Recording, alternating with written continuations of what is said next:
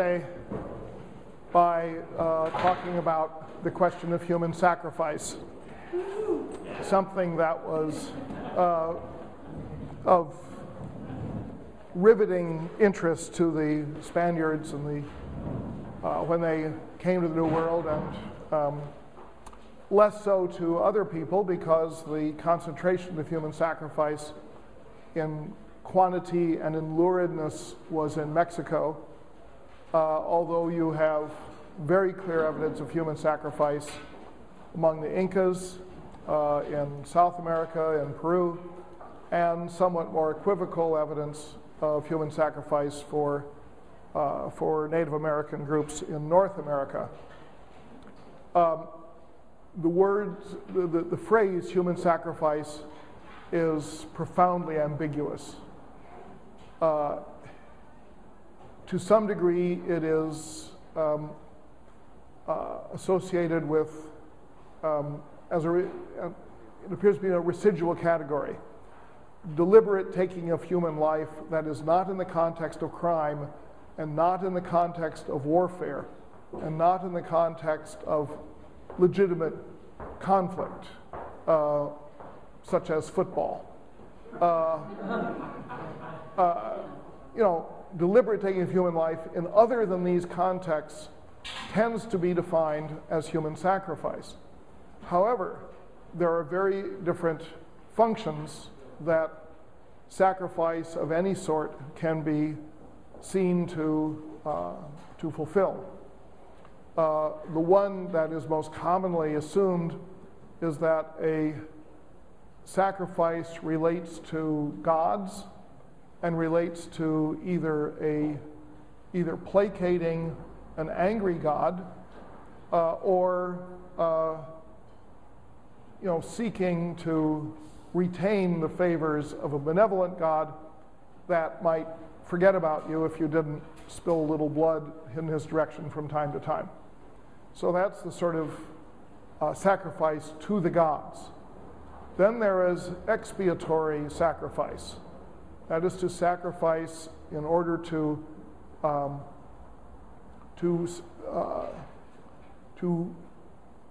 repay a debt or redress a sin that is very specific. It's not general. It isn't a sacrifice to cause the sun to rise or the gods to be friendly in general or rain to come, but rather it is to expiate something, so that when Agamemnon offends the gods and they withdraw the winds from the Achaean fleet in the Iliad, he sacrifices his daughter Iphigenia. Why he didn't sacrifice himself, which would have been a much cooler thing to do, no one knows. But so you have that sort of expiatory sacrifice.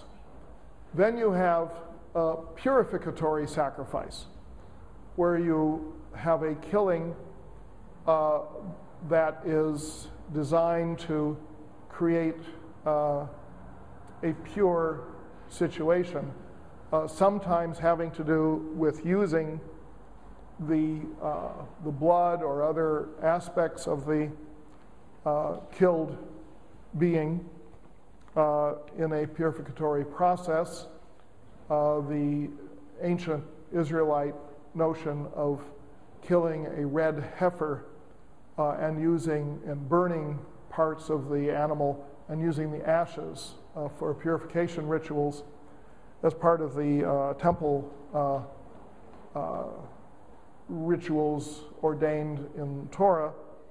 That would be one example, but there are others. For example, among the Hittites, there are a fair number of texts that talk about dividing sacrificed animals, including humans, where you take the animal, particularly puppies, actually, not full-grown dogs, but puppies, and you cut it in half, and you place one half over here and one half over there, and then you go between them, and that cleanses you, or your army, or whatever it is you want cleansed. And while it is mostly done with puppies, it's also with other animals, and it can be done with people, so that you can take a person. Yeah. Actually, I don't know whether it's lengthwise. I've always assumed that it was, front half, back half. But good question. If you can drum up some evidence on it, you can report to the class. It's not very clear to me. So when we have the sacrifices in, and then a fourth one is a funeral sacrifice. That is where, either with an explicit doctrine of providing accompaniment for the deceased in the afterworld, or symbolically to do something to recognize the death of an important person, either members of that person's family, usually his wife, or part of his household retinue, or members of an armed band that are dedicated to him, will be killed in order to make a full funeral sacrifice. In the Iliad, to go back to that as a well-known text, when Patroclus has his funeral, Achilles goes out and captures 12 Trojan warriors and sacrifices them on the funeral pyre of Patroclus, and throws in some dogs for good measure. And it's interesting that when people think about the Iliad, they often will comment on the sacrifice of Iphigenia, the daughter of the king Agamemnon, and then sort of gloss over with it, barely noticing the funeral sacrifice of these 12 Trojan lads, because there's something,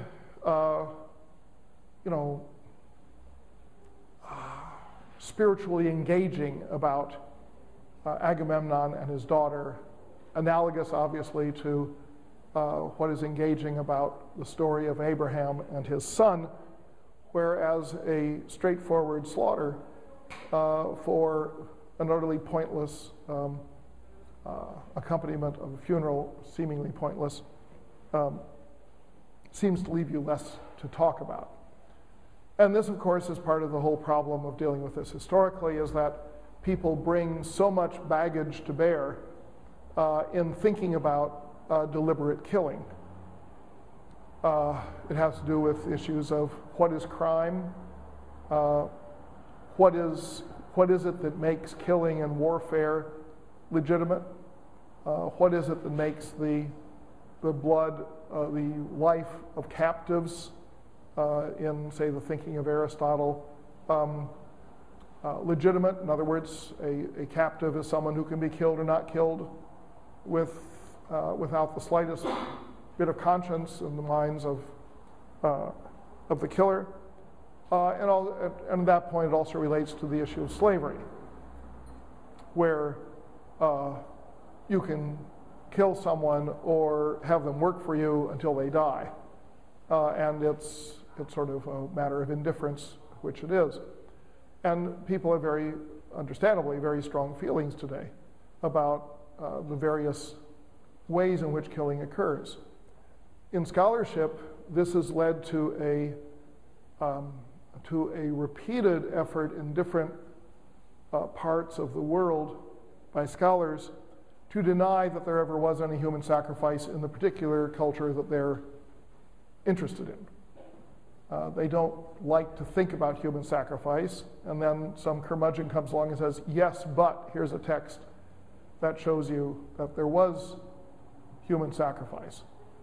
So generally, whether it is with the Egyptians or the ancient people of Central Asia or China, India, Middle East, Mediterranean area, you can find some evidence of some degree of human sacrifice, although it usually shows up as something that happened long before the time of the source that you're actually reading, and therefore you can say, well, it was superseded, and if you're a good old-fashioned scholar, you say it was superseded as society became more humane. And of course, this is, a society, I suppose, can become more humane, but I mean, humane just means human, and they were always humans. And the question is humane kind of a circular concept, that if you don't kill other humans, you are humane, and if you do, you aren't humane, but it's not an abstract quality, it is simply a kind of a descriptive thing. So when you deal with the old world, the tendency is to deal with human sacrifice as something that once existed and then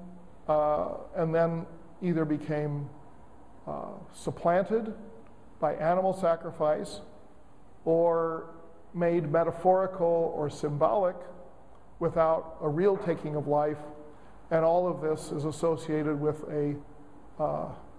some kind of a rise of civilization.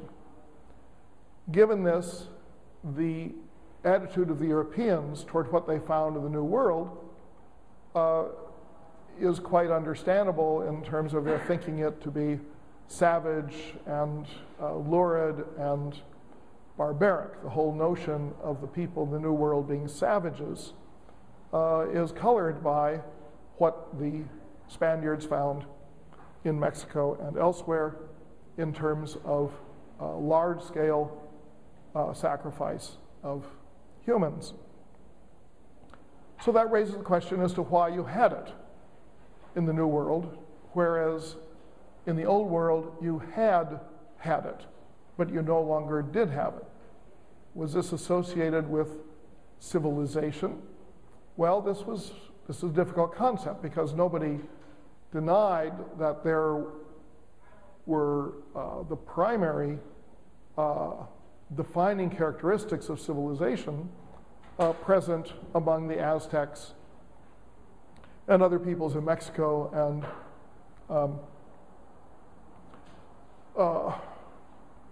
had earlier been present among the Maya and was present among the Incas. So to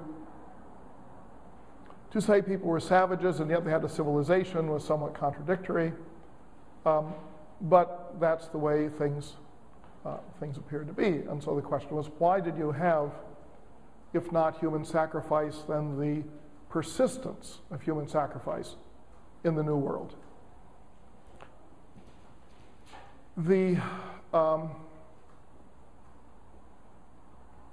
Now, I want to talk about colors now as a indirect way of getting back at this. Brent Berlin and his colleague Kay, what's his last name? Jonathan Kay, perhaps, wrote a book called Basic Color Terms. And they made an observation that has not held up completely in later scholarly thinking, but was very influential at the time it was made, and remains intriguing. They said that if you have a language that only has two color terms, normally light and dark, or black and white, that language will normally pertain to a society at the simplest level of social and political and economic organization. And that when you find a language that has three color terms, which will be black and white and either green or yellow, then you will find a step up in the complexity of the society. And when you find a language that has four color terms, which will be black, always, black, white, green, and yellow, then, black, white, green. No, I'm sorry, red is the third, then green and yellow are the fourth and fifth, and blue is the sixth. And their argument was that the complexity of color terms that show up in languages on a global basis, because they're using very large databases of ethnographies from around the world. The argument is that the acquisition of color distinctions is mirrored by the growth and complexity of the society. This was further compounded by an observation that I'm not sure has held up, which is that the rate at which, rather the sequence at which newborn infants achieve the ability to discern color differences follows the same pattern. That the newborn can initially perceive light and dark, then black, white, and red, then black, white, red, or green, then black, white, red, and green, then blue, and so on. Suggesting that there is some sort of broad mirroring of human infantile development and the development of society as reflected in the acquisition of color terms. As I say, it's the data have been modified to some degree by later scholars, but it was a very influential observation because it suggested that on a global basis, there might be ways in which you could talk about degrees of social, political, and economic organization or societal organization that where you could extract elements of commonality. So you could make general statements as opposed to ones that were just purely limited ethnographic data.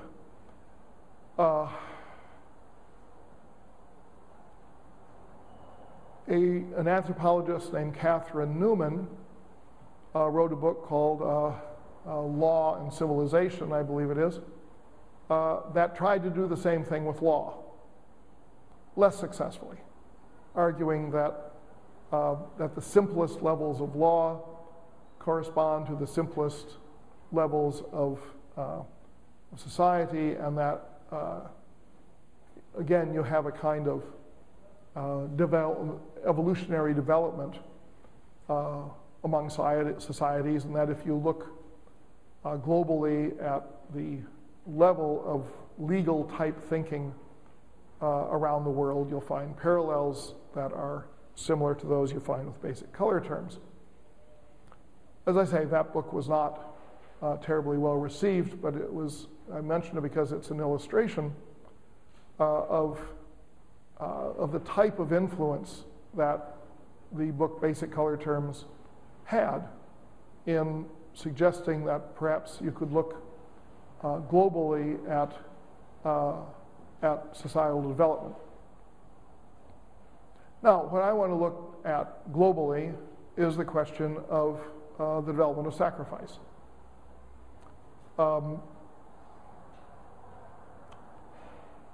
The evidence for sacrifice of any kind among hunting and gathering populations is rather scarce.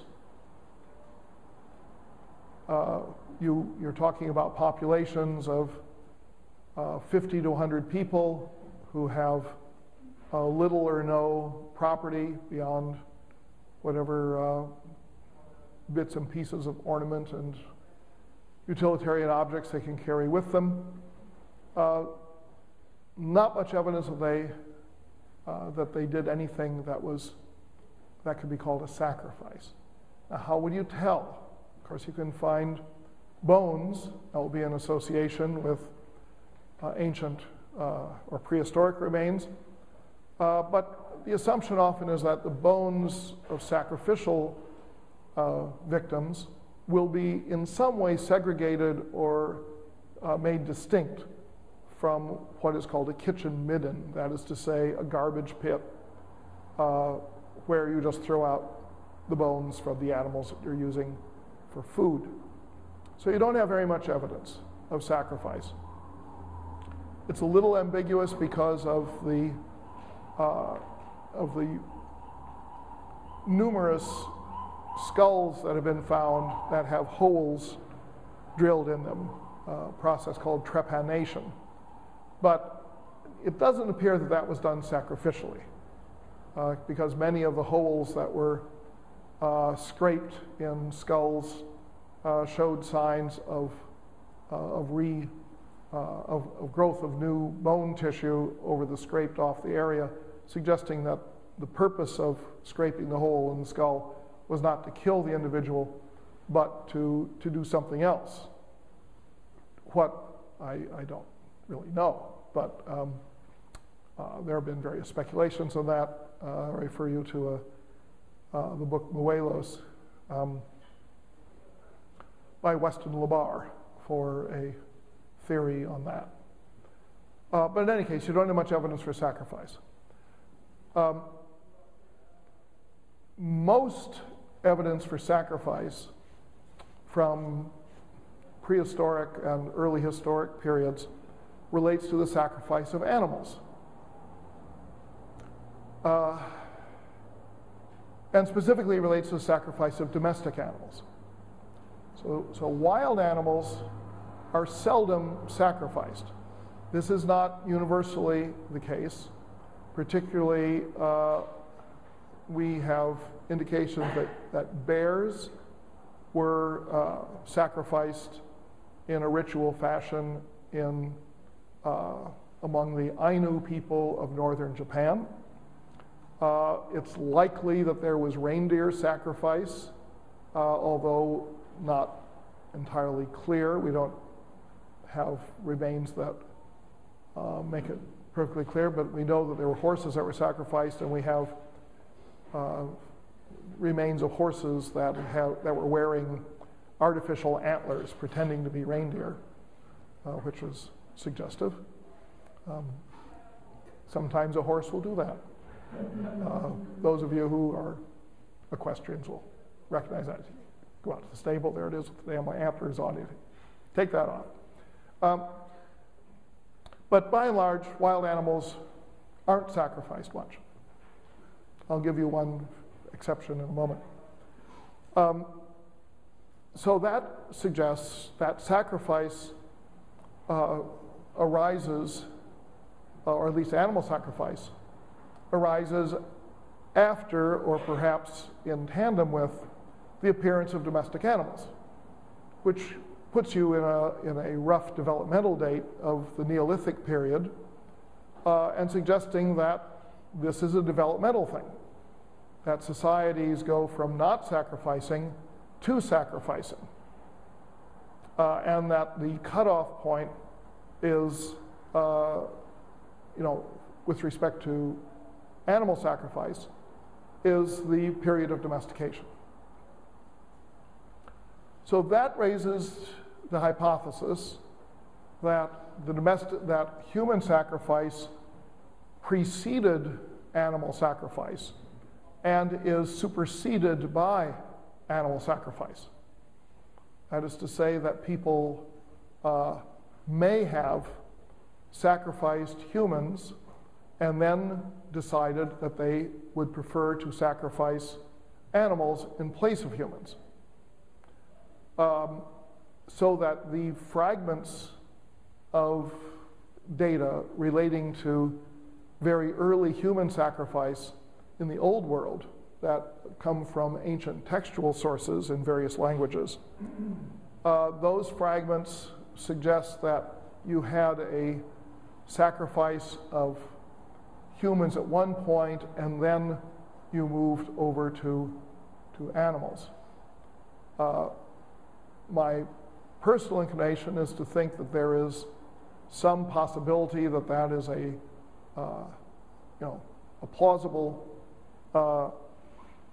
doctrine, and that the emergence of domestic varieties of animals may in part be a result of seeking an alternative to human sacrifice. In other words, that the process of domestication may be more related to the ritual killing of the animals than to the simple economic issue of subsistence. But it is complex. There's a story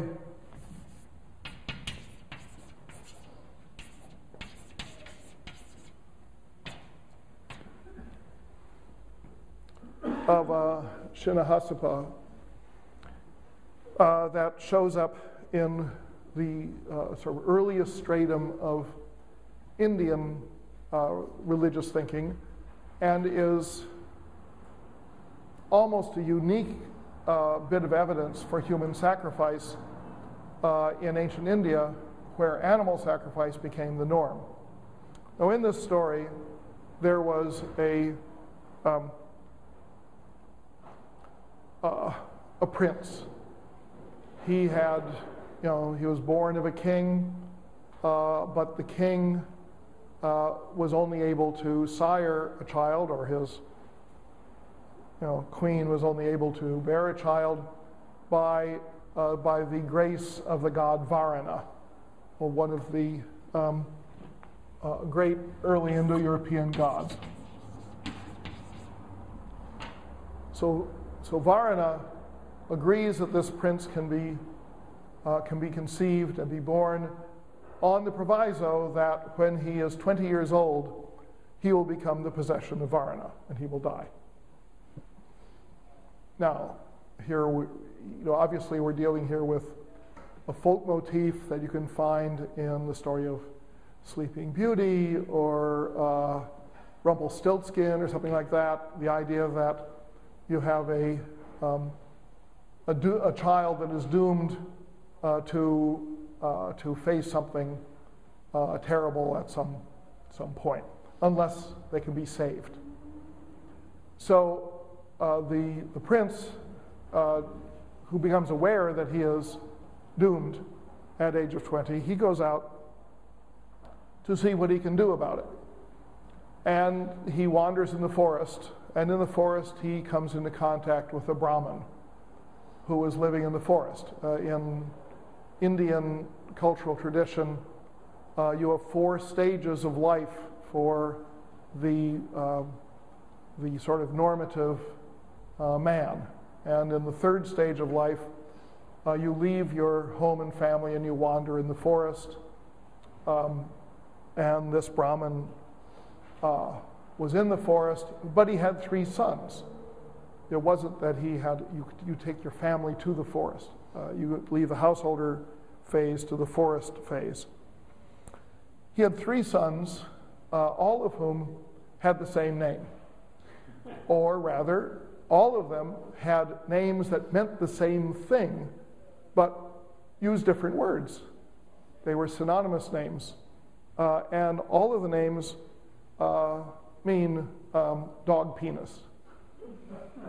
So you have your 3 sons who are all... You can see why I like this story. So you have 3 sons named Dog Penis. So the prince, this is presumably meant to show the humbleness of the status of this Brahmin in the forest, that he was not wealthy, that he was a lowly Brahmin, but he was a priest nevertheless. So the prince prevails upon him, says to give him one of his sons as a substitute sacrifice. And the mother, the Brahmin agrees, and then the prince says, well, I want this one, and the mother says, oh, that's my youngest, no, you can't take him. So he then points to this one and says, then the father says, no, that's my oldest, you can't take him. This is kind of Goldilocks and the 3 dog penises. And so the third, the middle son, ends up being the sacrifice. And he is then sacrificed, or at least designated for sacrifice, and then saved at the last minute by the god Indra, and the prince has been relieved of the curse that has been put upon his birth by the god Varuna.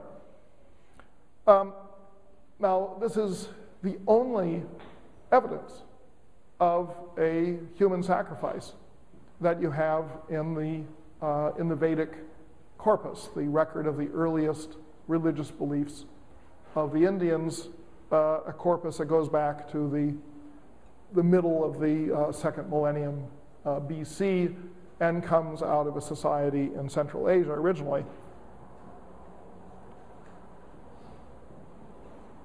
But what makes it particularly interesting is that it is also a singular example of the sacrifice of dogs. Because one of the conundra of this business that animals that are sacrificed are domestic animals is that the earliest domestic animal, the dog, is not commonly sacrificed. It is from time to time sacrificed. So that the Spartans are said to have sacrificed dogs to the god Ares, and you do have occasional mentions of dog sacrifice. But, for example, in the Hittite story I mentioned earlier, where you cut a puppy in half and you purify something by going between the two halves, there's also Hittite lore that says that no dog or pig shall be allowed into a sacred place. And so the dog shows up as an animal where it isn't sacrificed to the gods so much as it is an animal that is killed in other contexts that are sacred contexts, but nevertheless not quite a full human sacrifice. And in the case of the story of Shinahasapa, it's a dog human being taking the place of, and instead of just an ordinary human, but a dog penis human taking the place of the prince. So the earliest domestic animal does not get sacrificed very much. And when it is killed in a ritual sense, it doesn't seem to have the weight of your primary sacrificial animals, which are cattle, sheep, goats, and depending on the society, pigs, and in extraordinary circumstances, horses, and roosters or chickens, particularly chickens that have a black skin. So you pull the feathers out, you find the skin underneath is black. So there's a melanin aspect there. Racist attitude toward chickens. Now, this is an interesting thing. You do get donkeys, I don't know, leave out the donkeys. But animals that are domesticated later than this set almost never show up as sacrificial animals. So that water buffalo don't appear as sacrificial animal. Two-hump camels do not appear as sacrificial animals. Yaks, not in particular. So you look at the array of animals and what constitutes qualification for sacrifice, and you say, well, it's at a certain period of development in the society that the animal sacrifice comes into being, And if you have an animal that enters into some sort of domestic situation and becomes useful in the society before that, after that period, it doesn't get on the sacrifice list. So wild animals aren't on the sacrifice list, and late domesticates are not on the sacrifice list. So again, you have a suggestion that you have an evolutionary thing in which societies go through stages of complexity or conceptualization of matter spiritual that make it, first no sacrifice, then sacrificing humans, then sacrificing domestic animals, and then no longer sacrificing animals, but rather using symbolic sacrifice.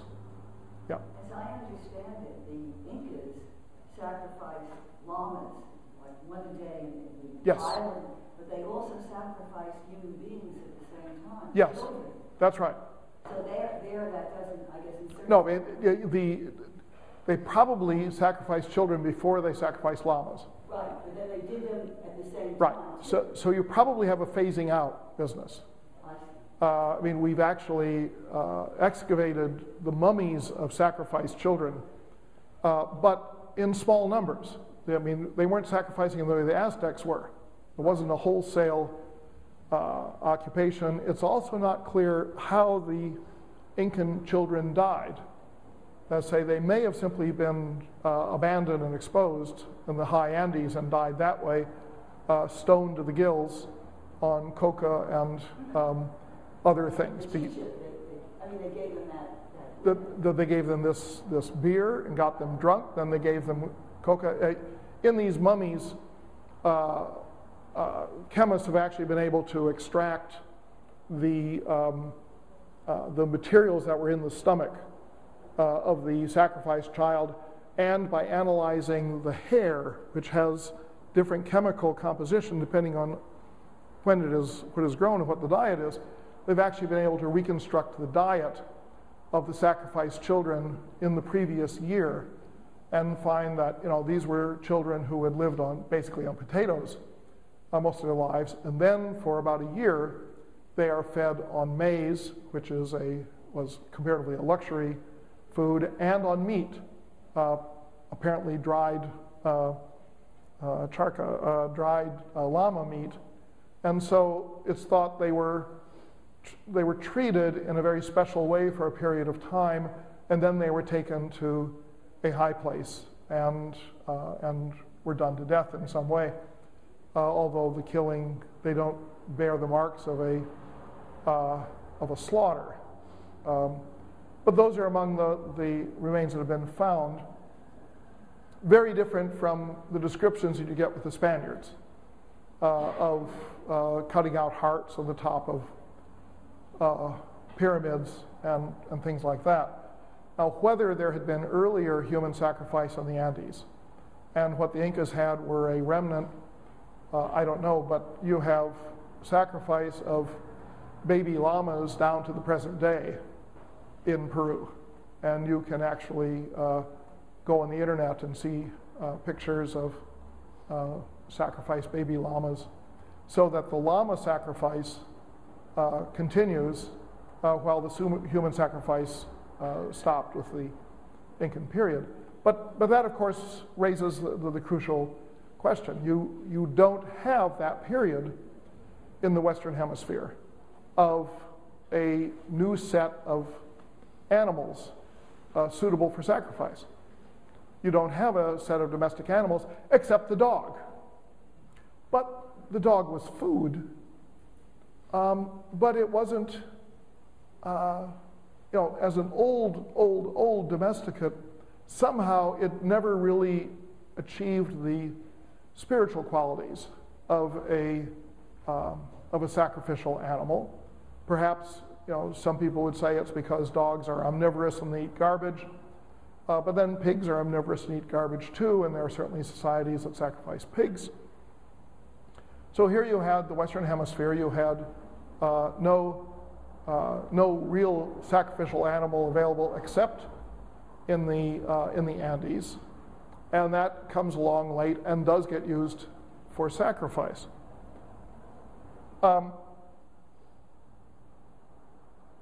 If sacrifice was a rationale for domestication, then you might think, well, why didn't they go out and domesticate an animal and use it for sacrifice? But instead, what they did was they went out and they carried on wars to collect captives, not in particular to conquer territory, and then using the captives to sacrifice to the gods. It's not clear why you don't, it's clear that you did not have a group of animals, domestic animals that you could substitute, but why those animals didn't come into human use is unclear, except that this was primarily in the tropical zone, where the type of herd animals that you would have had in the temperate, north or south temperate zone were not available if you think of them as being more easily domesticated. All right, so human sacrifice was there. It is not extraordinary in world experience, but it was certainly extraordinary in the worldview of the Europeans who reached the New World, and it produced a kind of enduring image of the New World. Now, you did have, to some degree, equivalents that occurred elsewhere, but they arise not out of the business of sacrificing to please the gods so much as the tradition of the funerary sacrifice, where somebody is killed along with a deceased leader of some kind. It is universally recognized that the first gladiatorial games in Roman history were funeral games, that they were combats that were staged in commemoration of the death of someone, and that whoever was killed was honored by being killed within this funeral context. The model for this goes back to the Iliad again, where you have the funeral games that are held in honor of Patroclus, and you have wrestling and other, man-to-man things, but there the primary game is the chariot race. And so chariot racing, the gladiatorial games, which are lethal, and their combat of man against man, but also man against animal, and this I think is a very early notion. But then you have the chariot race that initially is funeral and becomes the staple up until the beginning of Christian era, the staple of the ritual use of a funeral situation that becomes transformed into a public entertainment. And that is the segue to the next topic I want to talk about, which is sports. And what is the function of sports? It may or may not be so that human sacrifice and animal sacrifice are a common denominator. If so, I think they're a denominator that reflect a certain stage of societal development, and that stage normally disappears and is either forgotten about or reinterpreted or transformed into something symbolic, such as the Roman Catholic Mass or the use in, say, a Hindu ritual of ghee, or instead of, say, clarified butter instead of a blood sacrifice, or in China, the sacrifice of grain rather than animals. The animal period becomes superseded. It survives in Islam, but that is one of the rare areas of survival of animal sacrifice.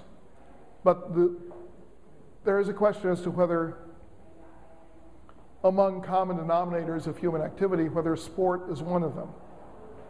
That's a very puzzling issue from the point of world history.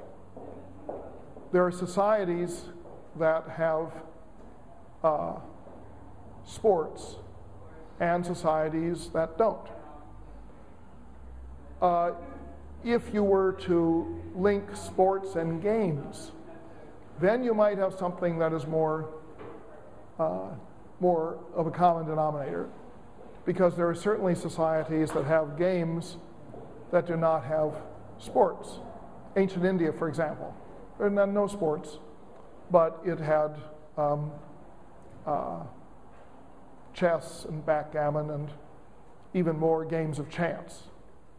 And that, of course, gets into the whole issue of whether games are related to chance or whether they're related to entertainment. We regard both sports and games as being entertainments. That may be a fairly recent perception of things. To the degree that societies that did not have sports had a substitute in the form of hunting is something that can be explored. That is to say, there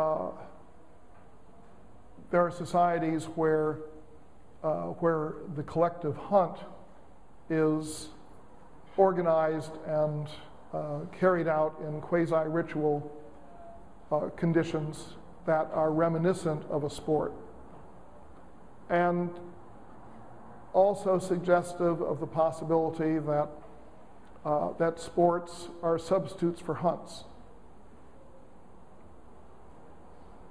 and that hunts are substitutes for warfare. In other words, you have one vector of thinking about sport that takes off from the idea of games and entertainment, and another vector that takes off from warfare and hunting. It could be argued that the types of skills that sports exemplify are precisely the skills that you need in warfare and hunting. You need strength, quickness, agility, tactical skill, and a passion for doing something to a round object. Whether it's a human head or whether it is a ball. There have been something like 1,400 ball courts found in archaeological contexts in the New World that go back to the pre-Columbian period. These ball courts are extremely elaborate. The balls are described as being rubber, and those that are, the size will vary from different descriptions and so on, but it seems what you read most commonly is that you used a ball about the size of a volleyball, and it was solid rubber and it weighed about 8 pounds. Sort of like playing ball with a watermelon, a small watermelon. The ball, as it is described in the ball game, as it's described by early European texts, and as survives to some degree into the European period, the ball was kept in the air by hitting it with your hips or midsection. It wasn't football, it wasn't handball, it was belly ball. And the object of the game seems to be totally been lost on the Spaniards who described it. What constituted winning? What constituted losing?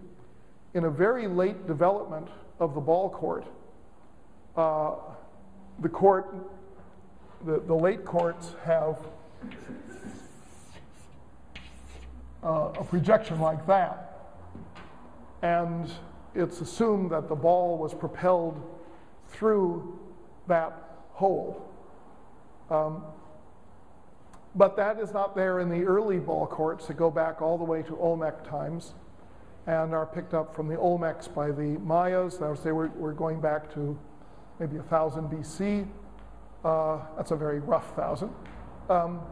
And then picked up by the Mexicans and seem to go as far north as the southern United States into the American Southwest and into southern Florida.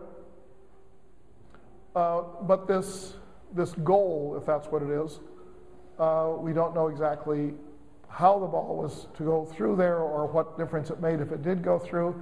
It's a little bit like the ball game in Battlestar Galactica, and that now is in Caprica.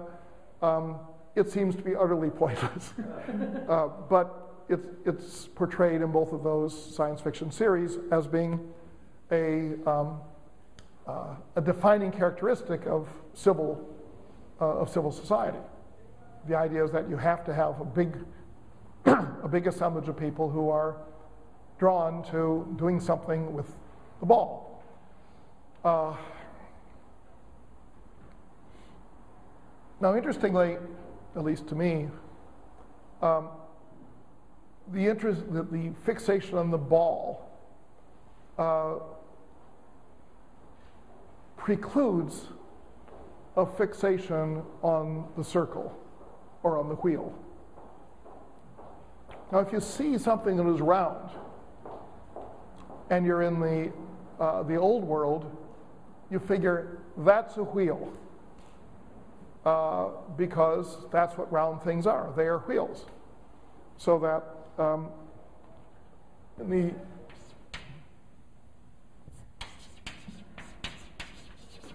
a chakra is the sort of early Indo-European concept of a wheel, and it shows up in various forms, and particularly in analogous and metaphorical forms. So you'll have, say, the change from one dynasty to another is a turn of the wheel, and the turning of the wheel, or the wheel of the heavens, or the motion of heavenly bodies, the sun, the moon, and so forth, all get conceptualized as wheels. If you don't have any wheels, those things get conceptualized as balls. You see a circle in the New World, and you say, that's a picture of a ball. And so heavenly bodies are more likely to be seen as spheres than as wheels if you don't know what a wheel is. So that, raises the question as to what is the symbolic role of the ball if you figure that this sport has some sort of greater significance at its point of origin than it evolves by the time of the Spanish conquest, and it is focused on a ball. What was the ball? In some Mayan depictions, the ball appears with a face on it. And this is led, and there's at least one depiction that shows the captain of the winning side holding the decapitated head of the captain of the losing side, and there's blood spurting out of his neck and so forth. That's led people to say, oh, well, the ball game was part of the sacrificial complex, or it was a substitute for warfare, but we really don't know much about it. It's also clear that the farther north you go, the more likely it is that the ball was hit by a stick or something. In other words, occasionally in the Aztec Mayan Mesoamerican context, you'll see ball players who are holding, short batons of some kind. But once you get up to Canada, you have lacrosse. And the common element is that there's a ball. Wherever you go, there's a ball. The biggest settlement of the Mississippian Native American culture in North America at Cahokia, Illinois, had a big ball court. We just don't know what was done on that ball court. But it doesn't appear to be the same as the ball courts that you had in Mesoamerica. So it may be that there is some deep significance to the ball, or it may not. And when it comes to our own sports, what the significance of the ball is just really, really hard to figure out. Why in the world would anybody actually play ball? Because you can. Yes, it's there. So, you play golf, Howard? Oh. Anyway, so it's a mystery to me as to whether the sacrificial regime and the game playing or sports regime are linked, or whether they are simply parallel. But they seem to be certainly reach their highest point in Mesoamerica. Although curiously, the biggest city of before the Aztecs, Teotihuacan, didn't have any ball courts. So it's not a simple relationship. All right, I had thought of these two things I wanted to talk about, and then I thought of a third thing. So I want to switch to the third thing now. And that is, what in the world are we doing talking about the New World? If you should happen to look at the chapter I've assigned for this week on the cultures of the New World, you'll find that there's almost nothing about the temperate zones. We talk about the Incas, we talk about the Aztecs, we talk about the Mayans. We talk about the civilized parts of the old world, of the New World. And when we got together as authors, we discussed this. Lyman Johnson, who wrote the chapter, who teaches in North Carolina, is a specialist on the Western Hemisphere. He said, basically, how can I have one chapter and cover 2 whole continents? How can I do it? Do I have 25 words per people? And he said, it seems like the way to do it is to put the weight of the discussion on the most civilized, the most developed areas. And yet there clearly, there's a downside to this, that you don't necessarily represent very well what was actually there, and you don't make explicit the question of the tropics versus the temperate zone, which I had focused on in the last lecture as something that now, to me, in retrospect, should have been an important aspect of what we were doing. But the dilemma for the author was very clear. Compounding the dilemma was the underlying concept in American world history teaching of decentralizing, decentering the Euro-American, i.e. Euro in the United States, tradition. If you are not going to have a lot about American history, because that's taught in a different course, then why should you have a lot about the history of the people whom the European settlers encountered when they came to North America? So maybe if we're going to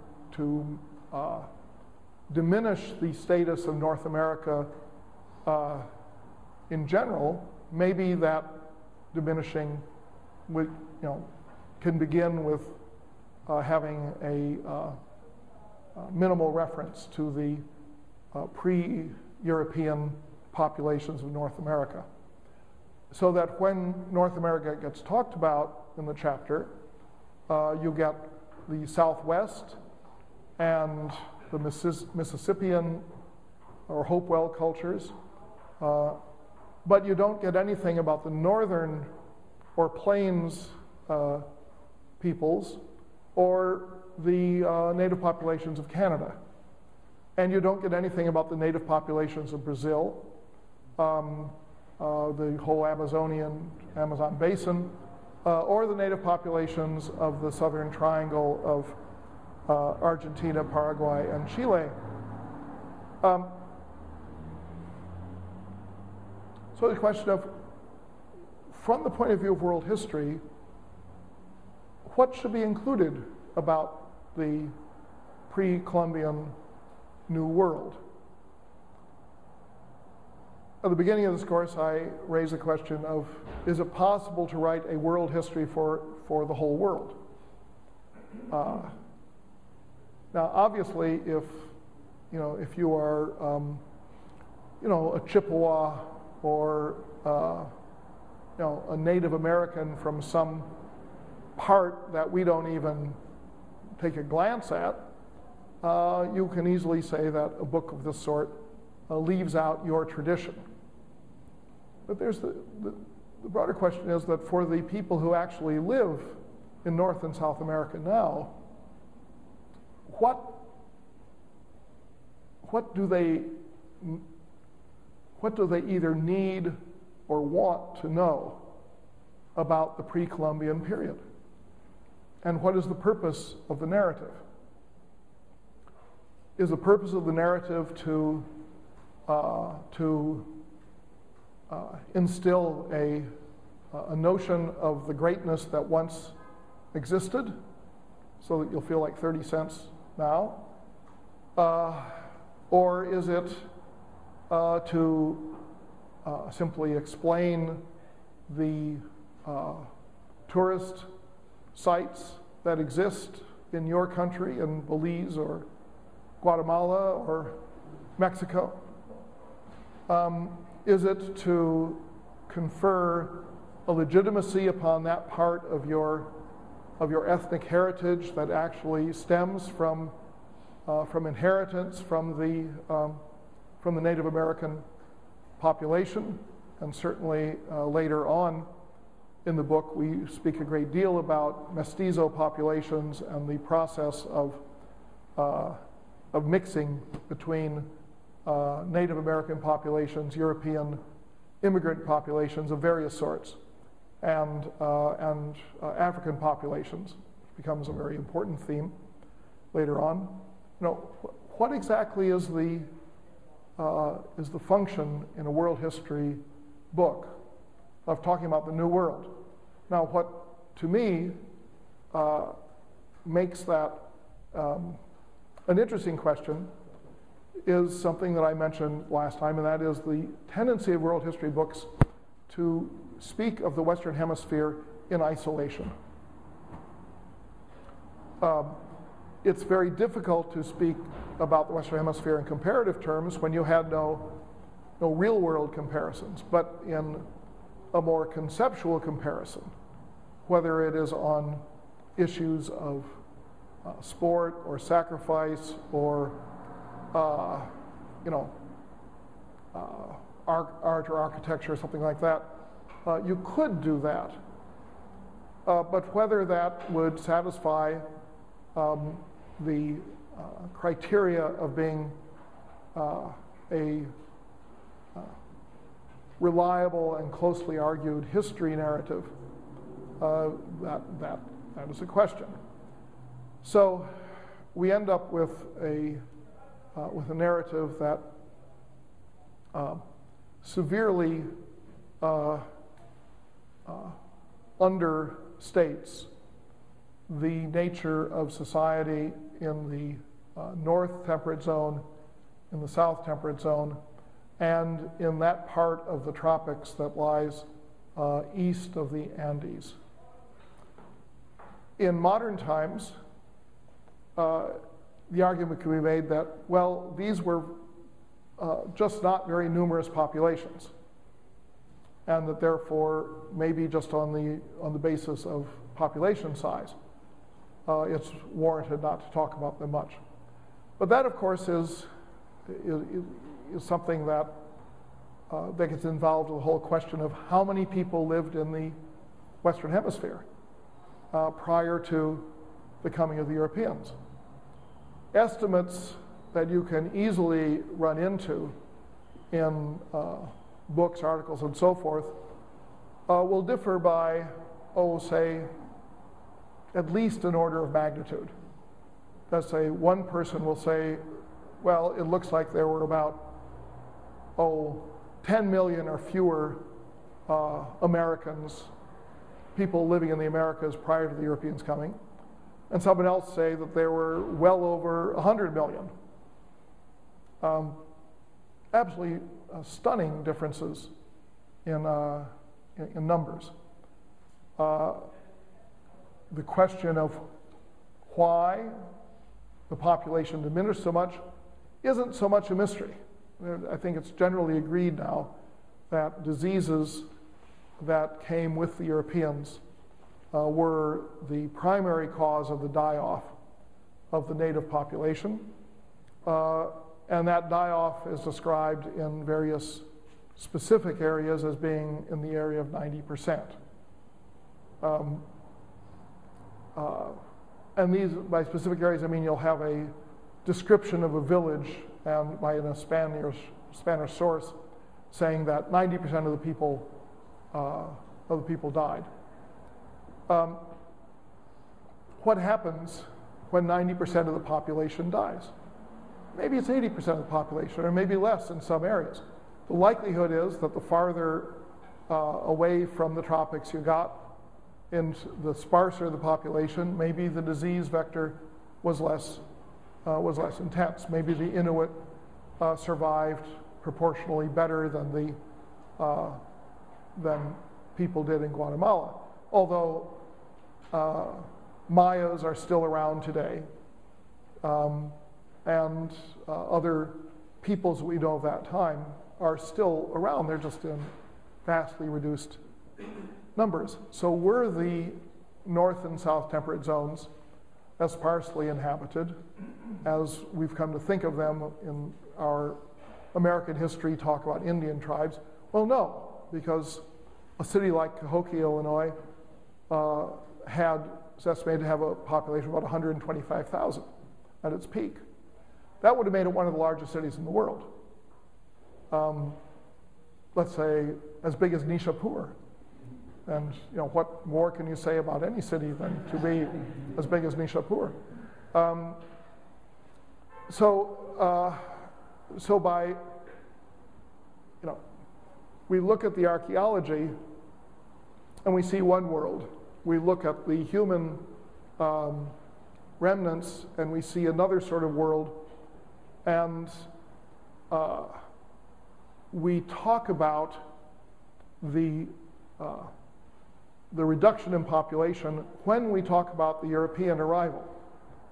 But we don't so much stress the density of population that you had before that time. It'll be obvious in this class that I'm rather attracted to science fiction. There is a novel by Kim Stanley Robinson called, Days of Rice and something,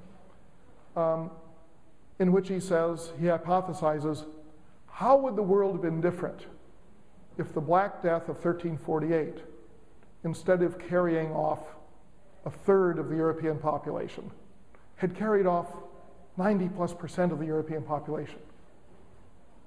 And he then writes a history of the world, a counterfactual history of the world, in which the development of modernity occurs primarily in Islamic and Buddhist and